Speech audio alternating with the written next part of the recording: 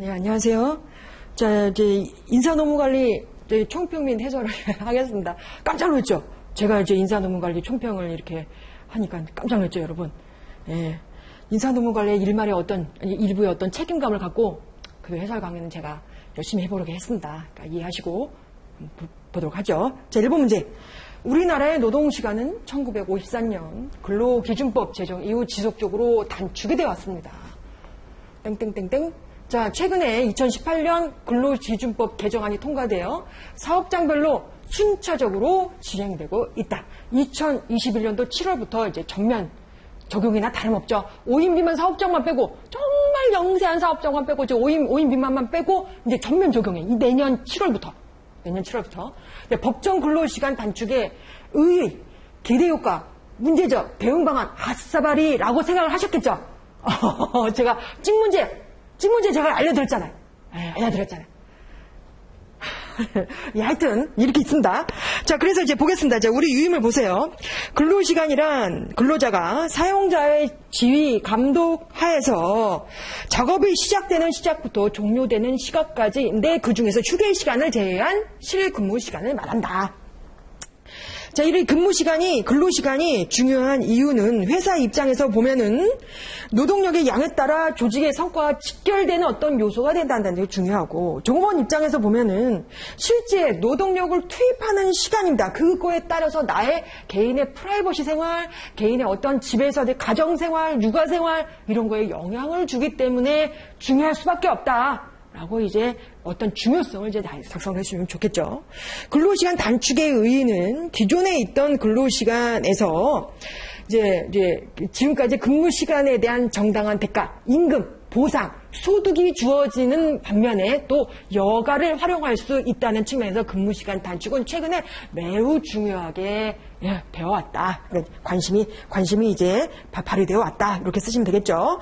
그 배경을 보면은 그 배경을 말고 첫 번째 워라밸, 근로자의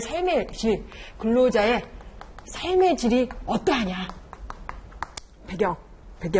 그 다음에 국가 차원에서 본다면 일자리 나누기, 청년 실업률, 고령자 실업률 이런 부분에 있어서 일자리 나누기 측면에서 근무시간 단축부터 출발점을 시도하는 게 어떻겠냐라는 측면에 있어서 등장 배경에 이렇게 이제 어떤 촉발되어는 계기가 되었습니다.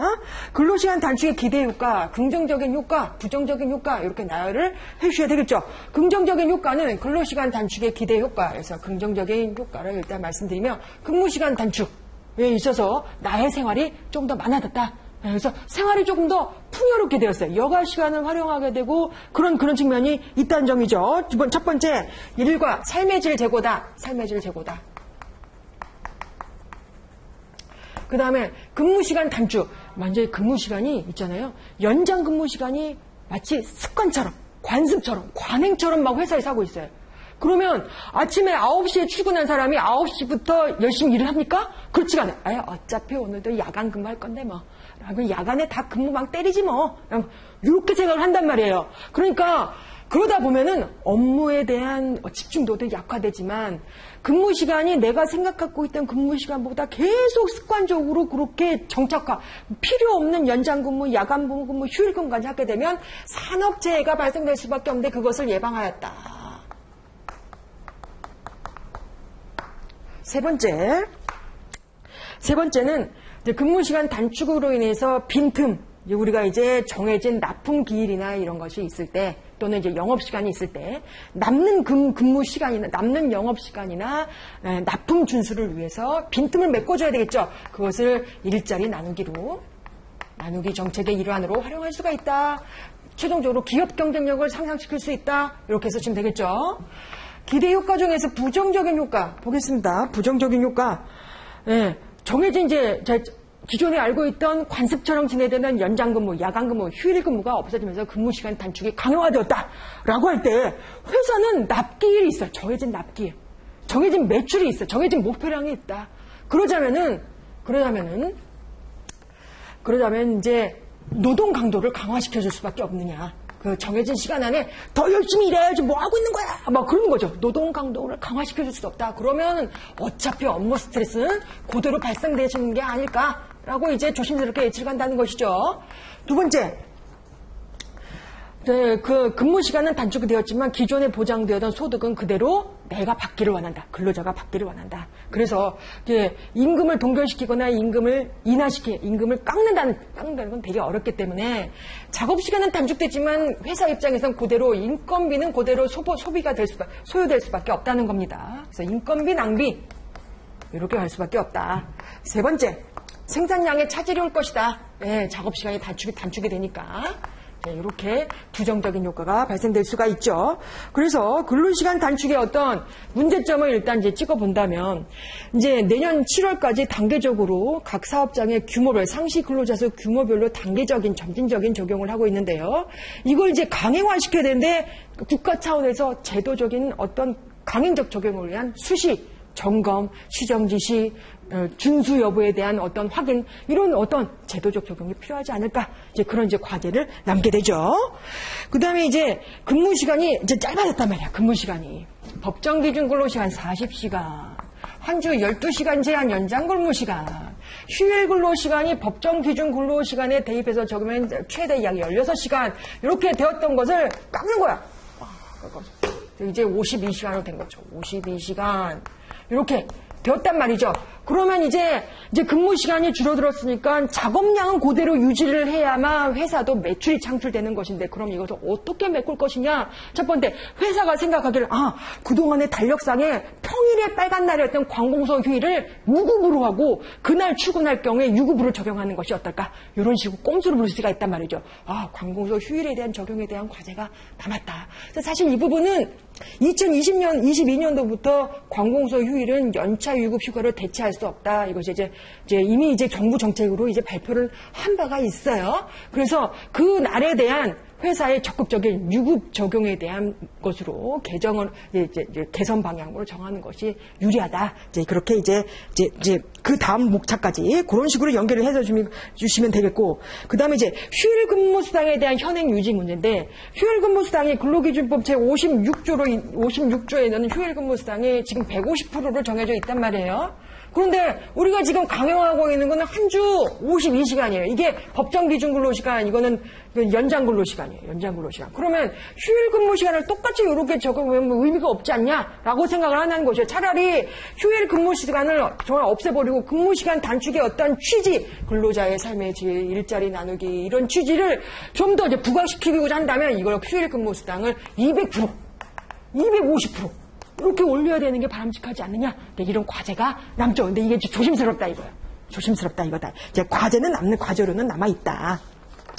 그 다음에 단계적 적용 부분에 있어서 근무 시간 단축에 의한 특례 업종이 지금 이제 기존의 26개에서 5개 업종으로 이제 축소가 되었는데요. 과연 이제 전면 적용에 앞서서 과연 이것까지 어떤 방식으로 근무 시간 단축 부분을 어떻게 강제 적용을 할 것이냐? 이제 과제로 남는다는 것이죠.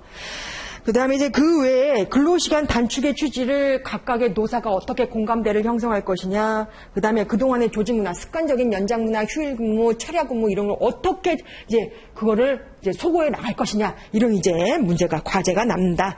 그 다음에 근무시간 단축과 추가적인 어떤 근로자의 어떤 노력에 대한 보상 수준을 회사는 어떻게 제도적으로 연계를 할 것이냐, 이런 부분들이 과제로 남습니다. 그래서 이 50점짜리 문제는요, 사실 각 이제 학원들에서 25점짜리로 그동안 연습을 했었어요. 그동안. 그럼 이게 50점짜리로 출제가 됐다 보니까 여러분들이 얼마나 많은 양으로 다다익선으로 창의적인 답안을 더 많이 썼느냐 안 썼느냐를 가지고 추가적인 점수 또는 그냥 평균 점수 이렇게 판가름 되지 않을까 생각이 되고 있습니다.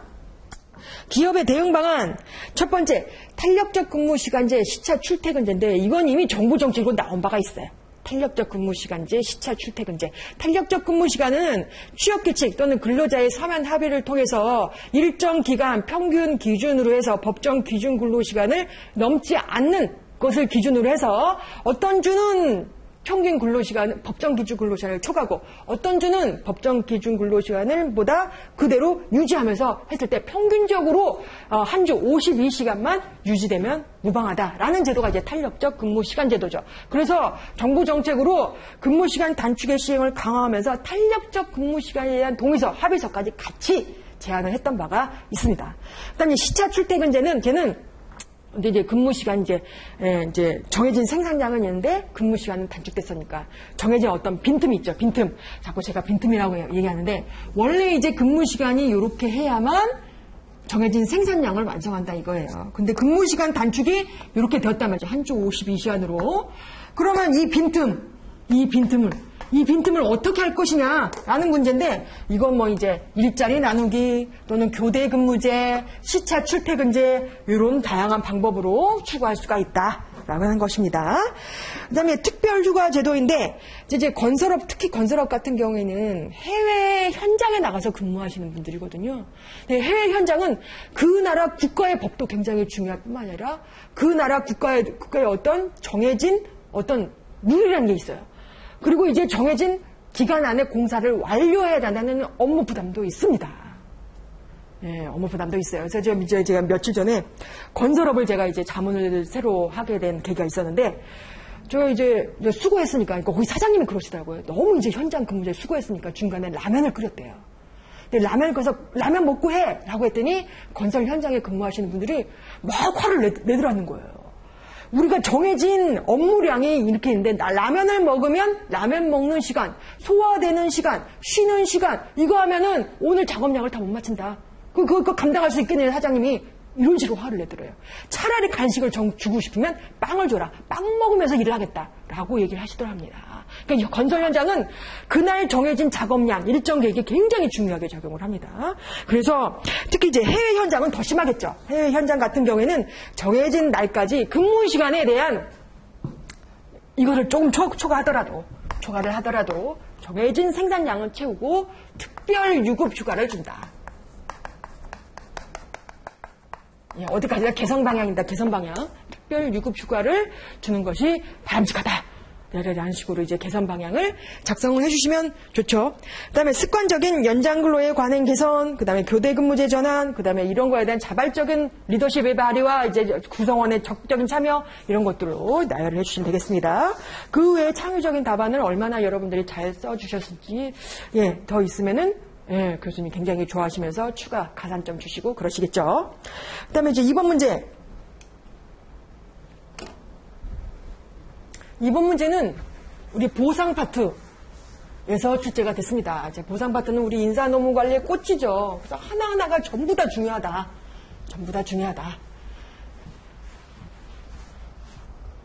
중요하다라고 얘기를 할 수가 있습니다.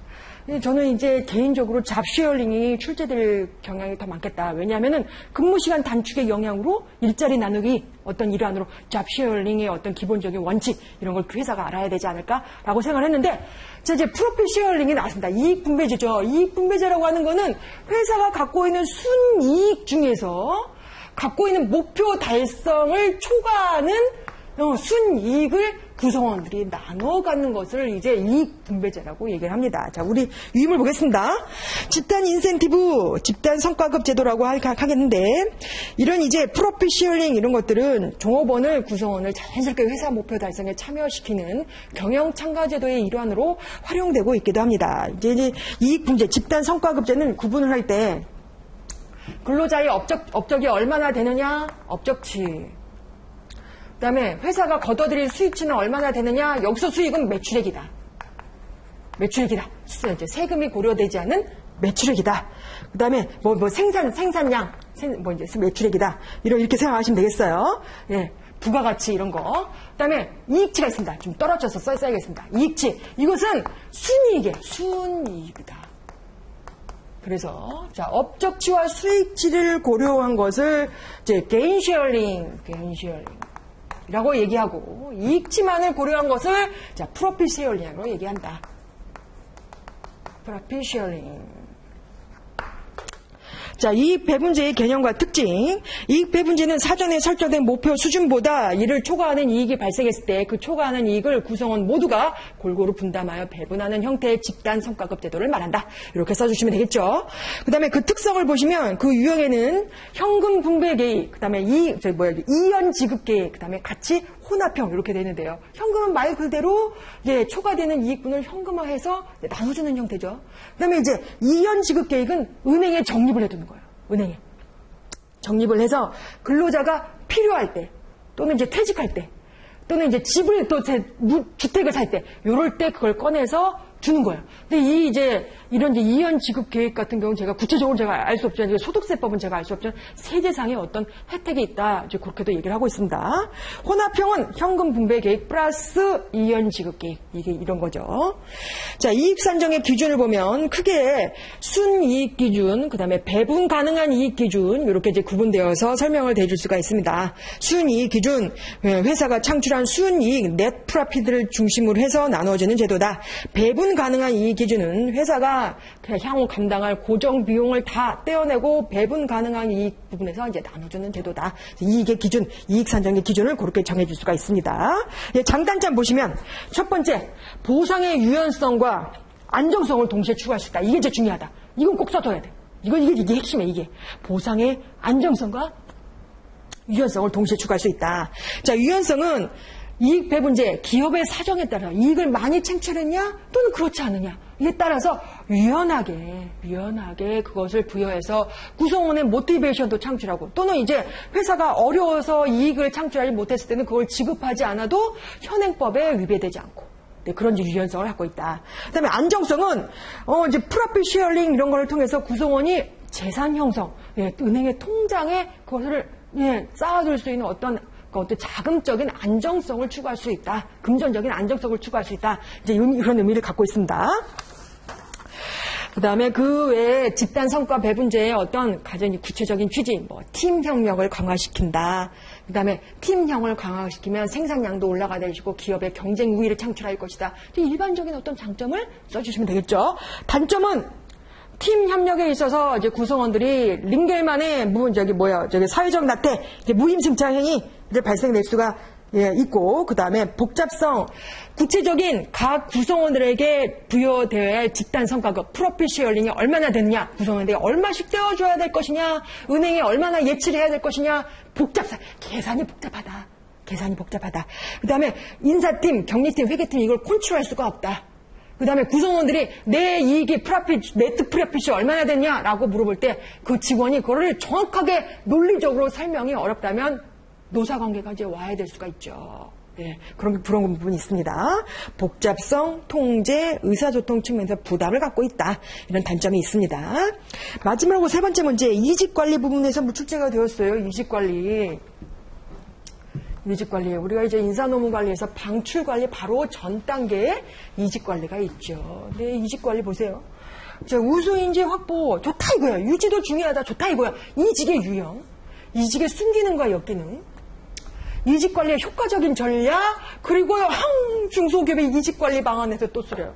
25점짜리 문제가 50점짜리 문제, 그러니까 우리가 50점짜리 문제로 생각했던 거를 25점짜리로 출제가 됐어요. 그러니까 그 많은 양을 얼마나 답안지 한 2장 반 정도로 요약을 해서 쓸 수 있느냐, 우리 수험생분들의 역량을 판단하는, 평가하는 그런 기준이 되는 문제 유형이었다라고 이제 보시면 되겠습니다. 자, 이직은 개인 차원에서는 어떤 직종, 조직에서 이탈하는 것을 말하는 것이고, 조직적 차원은 회사 입장에서 본다면 어떤 이제 종업원 배치를 새롭게 하는 그런 과정을 얘기를 합니다.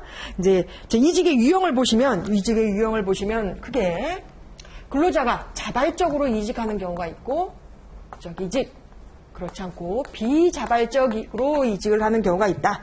비자발적 이직, 실업급여 신청할 수 있는 사유죠. 이런 거 써주셔도 되겠죠. 그 다음에 이제, 기피형 이직. 회사에 대한 불만이 있는 거예요. 불만이 잠재서 더 이상, 여기 드럽고 치사해서 이 회사는 못 다니겠다. 내가 퇴직하다 이 회사 쪽으로는 절대 눈도 쳐다보지 않겠다. 라고 생각하는 거예요. 기피형 이직. 그 다음에, 기피형 이직? 가피형 이직. 죄송합니다. 가피형 이직. 그 다음에 불가피형 이직이 있습니다. 불가피형 이직은 퇴직을 할 수밖에, 고용관계 종료가 될 수밖에 없는 불가피한 상황. 예를 들어 정년, 사망, 그 다음에 이제 여성의 경우에 임신이 너무 어려워가지고, 그 임신 중독중, 이런 경우에는 불가피형 이직이다. 이렇게 구분할 수가 있다는 것이죠. 이직의 유형. 이제 이직의 순기능, 이직의 순기능 보겠습니다. 자, 이제 순기능을 어디에 굉장히 요약을 해야 되겠죠. 이직자 측면에서 볼 때는 더 나은 직무로 가는 어떤 장점을 드릴 수가 있고, 잔류자 측면에서 본다면 업무가 공석이 되니까 내가 혹시 승진하지 않을까, 또 저 일을 돈다면서 내가 연봉이 더 인상되지 않을까, 이런 이제 기대감을 갖게 되죠. 근데 기업 입장에서 본다면 만약에 무능한 인재가 떠나갔다, 얼씨구나 좋다죠. 굉장히 좋죠. 예, 무능한 인력이 가뜩이나 미운 털 박힌 직원이 나간다고 하는 거예요. 그럼 너무나 기분이 좋죠. 그런 측면에서 또 이제 장점이 있다. 그래서 이제 더 회사에 필요한 인재를 더 적극적으로 활용할 수 있다. 이런 장점이 있는 반면에 역기능을 보면은 이직자 측면에서 있어서는 다른 새로운 직무를 찾아야 한다는 부담. 근데 다른 직무를 찾았는데 어차피 연봉은 똑같을 수도 있다는 어떤 부담. 그런 부담이 작용할 수가 있다. 잔류자 측면에서 본다면 기존에 있던 동료 직원이 나기 때문에 심리적으로 불안정한 상태. 잔류자라면 잔류자 어떤 증후군이 있죠. 그래서 인간관계의 변화, 팀 협력의 변화, 뭐 이런 측면에서 부정적인 영향으로 작용할 수가 있다. 업무 부담 이런 거. 그다음에 기업 입장에서 본다면 높은 이직 비용, 또 신규 인력 채용 비용, 모집 비용, 선발 비용, 그다음에 교육 훈련 비용, 이런 비용적인 시간적 비용, 또 금전적인 비용 이런 부담이 작용할 수 있다는 단점도 있습니다. 이직 관리 효과적인 전략. 첫 번째, 회사에 이직자가 이렇게 빈번하게 많다. 또는 이직자가 없다. 이직의 원인. 조직 입장에서 왜 우리 회사를 싫어할까? 이런 갈등의 원인을 먼저 살펴보고, 그다음에 대상별 이직에 대한 과감한 어떤 전략적 부분에 있어서 회사 부적응으로 인한 이직을 하게 되는 직원이 있을 경우에는 OJT 교육훈련에 집중을 해줘야 되겠고, 자아발전 욕구 좌절에 의해서 이직을 하고자 하는 구성원이 많을 경우에는 그들의 어떤 자아발전 욕구를 좀 상승시켜줄 수 있도록 복리후생 정책 또는 교육훈련 정책 이런 부분에 힘을 써 관심을 가져주는 것이 적합한 전략이다. 근데 원인별 이직에 대한 전략을 보시면 조직 차원에 있어서 이직의 대부분의 이직의 원인은 임금의 공정성이죠. 불공정성. 그래서 보상 정책상의 어떤 내재적인 공정성을 확립하는 것이 가장 중요할 것이다. 그다음에 작업 환경 차원에서 본다면 근무 환경 개선. 햇빛을 가릴 수 있는 커튼이 완벽한가? 화장실이 아주 그냥 쾌적한가? 그다음에 이제 내가 근무하는 사무실 책상, 파티션 이런 것들이 내가 아주 기분 좋게 하는 작업 환경으로 적절한가? 이런 것을 살펴보는 직원들도 있기 때문에 조직 차원에서, 회사 차원에서 그런 부분에 대한 관심을 가져줘야 되겠다. 근데 다른 회사 가면 다 에어컨 켜고 있는데 우리 회사만 선풍기 틀고 있어요. 선풍기가 저 위에서 뱅뱅 돌아요. 그럼 어떻게 해요? 그러면 그 구성원들이 여기가 무슨 목욕탕이야? 뭐 이러면서 막 나 여기 이런 회사 안 다녀. 그러면서 이제 다른 회사로 가겠죠. 그런 부분에 신경을 써줘야 된다. 그다음에 직무 내용 차원.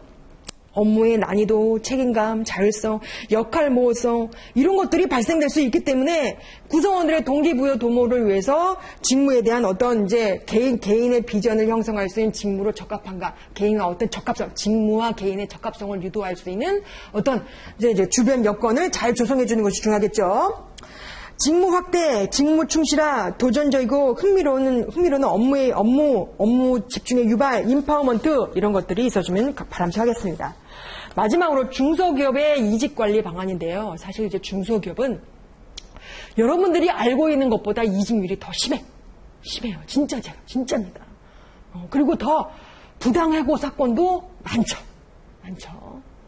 그래서 이제 아무것도 아닌 일로 노사가 싸우게 된다. 그래서 중소기업의 이직 관리는 정말 이제 담당 직원 또는 이제 사장님분, 최고 경영자가 언제나 이런 거에 대한 중요성을 잘 각인하고 있어야 되는 것이 중요하게 할 것입니다.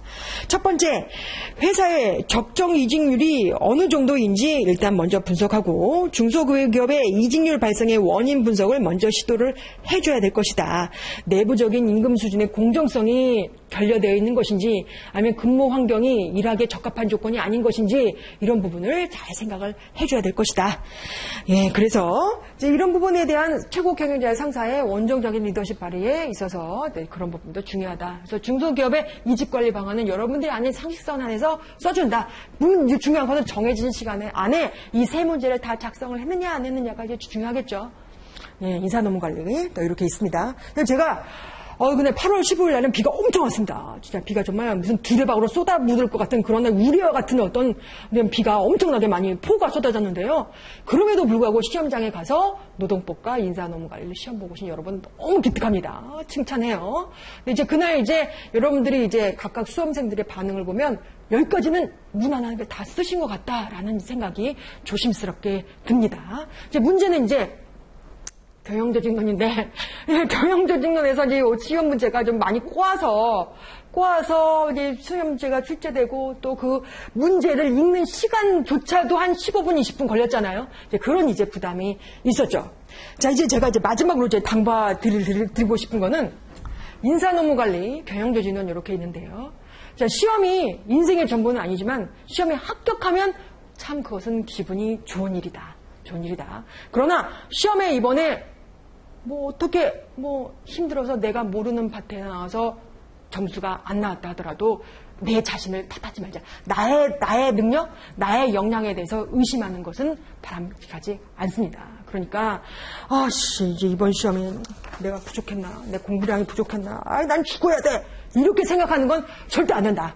이거 말고도 여러 가지 장애물, 인생을 저 넓게 바라보면 여러 가지 장애물, 여러 가지 한계, 여러 가지 관문이 많이 있습니다. 근데 이 노무사 시험 때문에 나 자신을 약화시키고 떨어뜨린 건 바람직하지 않습니다. 지금도 오뚜기처럼 다시 일어나는 것이 중요하죠. 그래서 이제 여러분들이 만약에 혹시 이제 시험에 합격하면 기분 좋은 일이에요. 그러나 시험 점수가 잘 나오지 않았다면, 최우정 강사님 때문에 시험 문제가 점수가 안 났어. 그냥 이렇게 생각해 주시면 감사하겠습니다. 그렇게 생각해 주면 감사하겠어요. 그러니까 여러분, 너무 좌절하지 마시고, 그렇다고 또 너무 또 너무 또 의기붕쳐서 막 오버해가지고 다니는 것도 바람직하지 않습니다. 그러니까 중용의 입장에서 여러분들이 장기적으로 비전을 형성해 가는 것이 중요하다. 이제 그렇게 이제 말씀드리는 바입니다. 자, 여러분 이제 시험장 갔다 와서 너무 수고하셨고, 긴 시간 수험 전략 세워서 긴 시간 아주 그냥 인내심을 갖고 여러분 잘 따라와줘서 감사합니다. 자, 이것으로 마치겠습니다. 감사합니다.